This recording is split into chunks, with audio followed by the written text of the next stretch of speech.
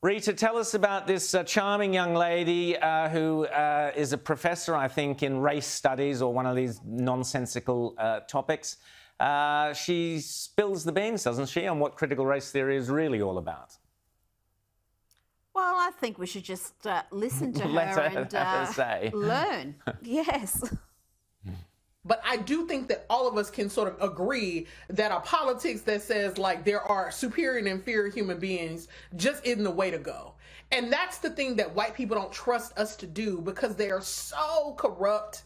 You know, their thinking is so morally and spiritually bankrupt about power that they can't they fear viscerally, existentially letting go of power because they cannot imagine that there's another way to be. It is either that you dominate or you are dominated. And isn't it sad that is spiritually who they are and that they can't imagine a sort of more expansive notion of the world?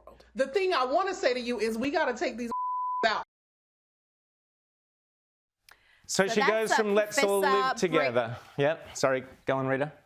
Well, so I was just going to say that's Professor Brittney Cooper. She's from Rutgers University. So you can imagine you'd pay a lot of money to be lectured and marked by someone with that mindset. Just imagine that. Imagine if your academic future is in her hands and she's got these wacky, racist, backward ideas. I mean, this is the projection from these people, which is extraordinary. The people who see racism everywhere, except from the words that they utter, which are just so blatantly racist. And then some of the things she said were just false about the history of slavery. And I don't think she seems to understand that slavery didn't just exist amongst white people enslaving black people. There is a history of slavery through thousands of years. And well, she doesn't know this. I know like a high school student would know this, but a Rutgers professor doesn't know this. And if you listen to the full interview, that becomes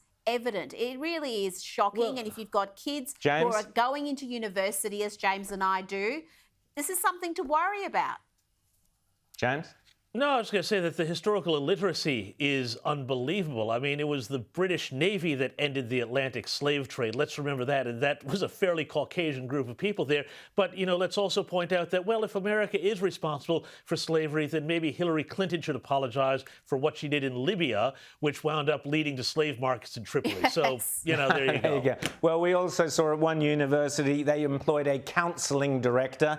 This was at Middlebury University. And this counselling director claims that whiteness is the cause of psychic suffering. So there you go. Lefty lunacy writ large.